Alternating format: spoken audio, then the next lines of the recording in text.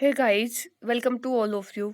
आज की इस वीडियो में हम डिस्कस करने वाले हैं एक ऐसे लॉज के बारे में जिसने मॉडर्न केमिस्ट्री की नींव रखी। और स्टूडेंट्स, ये है लॉ ऑफ कंजर्वेशन ऑफ मास।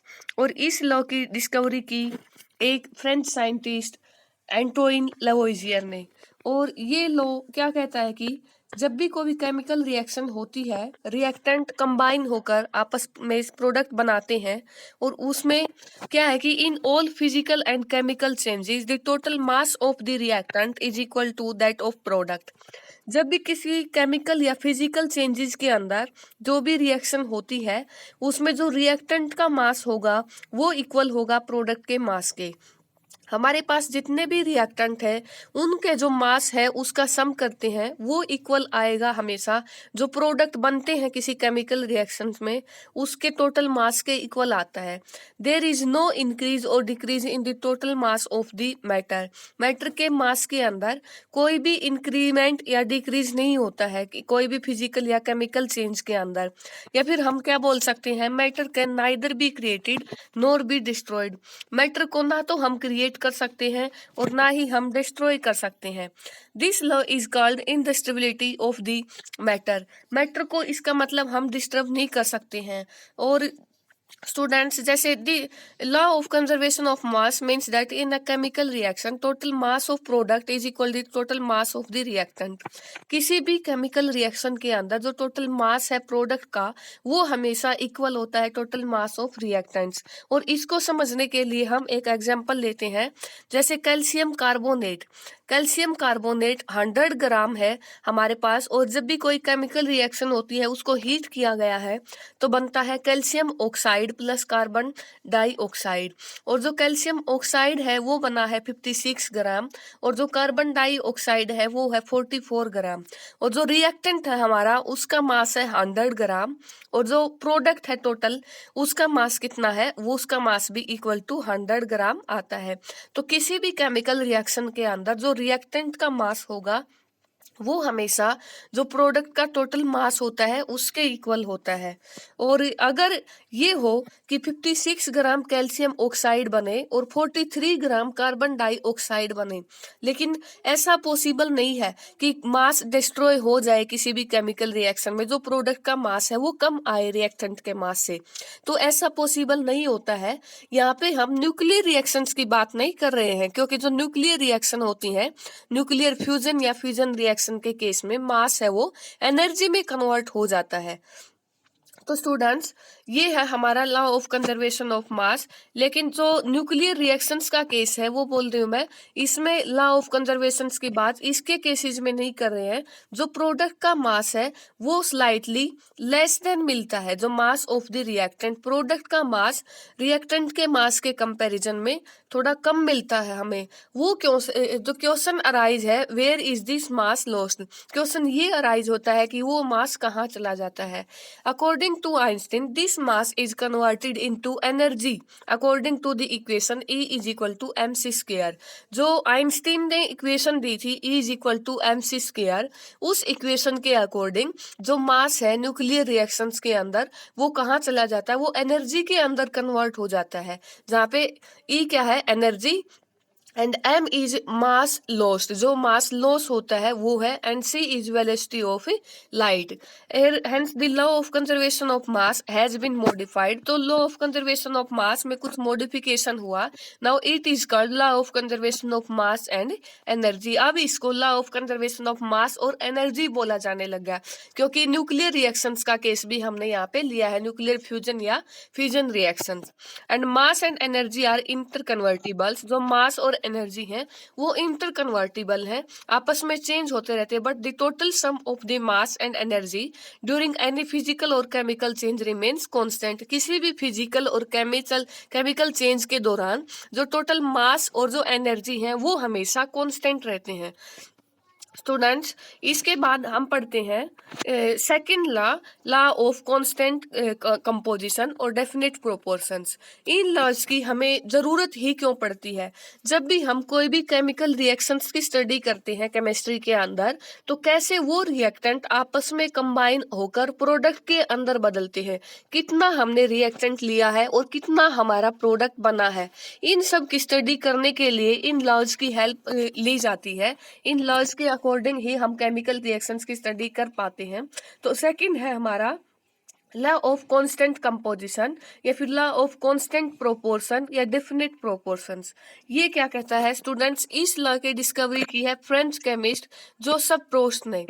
एक फ्रेंच केमिस्ट 1779 में डिस्कवरी की है जोसेफ लुइस प्रोस्ट।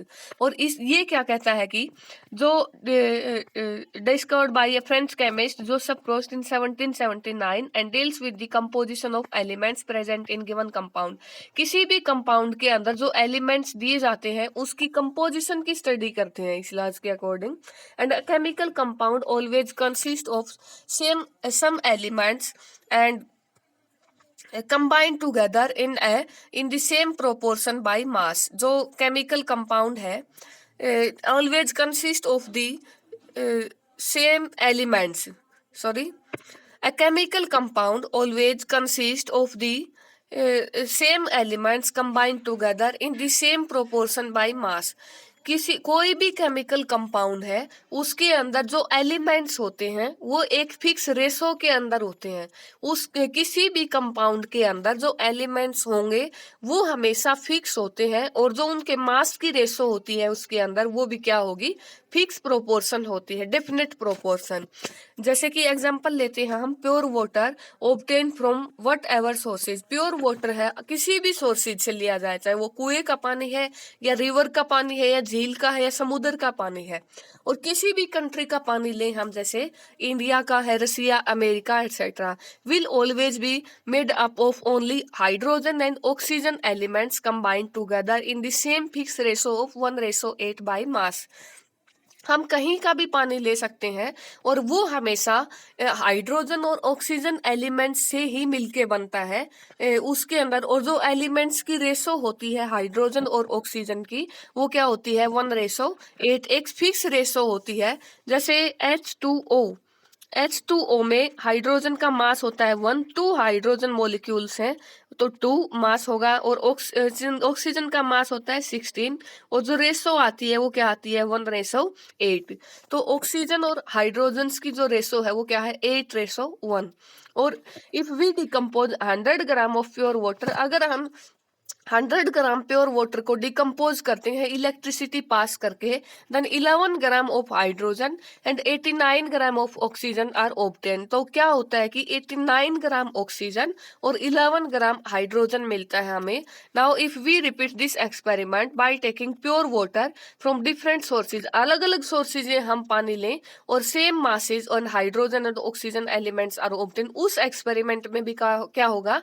सेम मास की रेशो मिलेगी हाइड्रोजन और ऑक्सीजन की। तो ये एक्सपेरिमेंट्स क्या शो करता है कि जो वाटर है वो हमेशा 2 एलिमेंट से ही कंबाइन होकर बनता है, हाइड्रोजन और ऑक्सीजन। वही एलिमेंट्स उसके अंदर फिक्स होते हैं और जो उनके मास की रेशो होती है वो भी क्या होती है? फिक्स होती है। और जो इस लॉ की लिमिटेशन है कुछ, this law is not applicable if an element consist in different isotope. ये लॉ अगर एलिमेंट्स अलग अलग आइसोटोपिक फॉर्म में है तब इस लॉ को एप्लीकेबल नहीं होता है। जैसे कार्बन 12 आइसोटोप लेते हैं हम कार्बन डाइऑक्साइड में, तो इसके मास की रेशो होगी कार्बन और ऑक्सीजन की 12:32 या 3:8। और अगर कार्बन 14 आइसोटोप लेके चलते हैं तब CO2 के अंदर जो रेशो होगी वो डिफरेंट होगी। तो ये जो लॉ है वो आइसोटोप के लिए एप्लीकेबल नहीं है, ये इसकी एक लिमिटेशन रहेगी। और सेकंड लिमिटेशन है द एलिमेंट में combine in the same ratio. जो एलिमेंट है वो सेम रेशो के अंदर कंबाइन होता है और एलिमेंट है वो भी फिक्स है, तो सेम रेशो और एलिमेंट भी वही है, और लेकिन जो कंपाउंड बनता है उन एलिमेंट से वो क्या होगा? डिफरेंट होगा। जैसे C2H5OH का एग्जांपल लिया है हमने, कार्बन हाइड्रोजन ऑक्सीजन से जो कंपाउंड बना है C2H5OH अल्कोहल, और CH3OCH3 ईथर। इसका केमिकल फार्मूला सेम रहेगा इसका, और जो एलिमेंट्स है मोलिकुलर फार्मूला भी सेम है, जो एलिमेंट्स है इसके अंदर वो भी फिक्स है, लेकिन जो इसमें कंपाउंड बनता है वो अलग बनता है। एलिमेंट्स वही लिए गए हैं लेकिन कंपाउंड अलग अलग बनता है। मोलिकुलर मास भी सेम है इसका, और जो एलिमेंट्स की रेशो है वो क्या है 12:3:8। एलिमेंट्स की रेशो भी फिक्स है, एलिमेंट्स भी फिक्स है, लेकिन कंपाउंड क्या बने हैं, डिफरेंट कंपाउंड बनते हैं इसके अंदर। तो स्टूडेंट्स ये दोनों इस लॉ की लिमिटेशन रहेंगी, और ये लॉज हमें हेल्प करते हैं काफी सारी केमिकल रिएक्शंस कैसे होती हैं, और कैसे मतलब इन रिएक्शंस को स्टडी करते हैं हम, कैसे रिएक्टेंट कंबाइन होकर आपस में प्रोडक्ट बनाते हैं। और नेक्स्ट वीडियो में हम लेके आएंगे law of multiple proportion and law of reciprocal proportion and law of combining volumes, या फिर गे-लुसाक लॉ ऑफ गैसियस वॉल्यूम। तो स्टूडेंट्स आई होप आपको ये वीडियो पसंद आई होगी। So please like share and subscribe my channel. So thank you guys.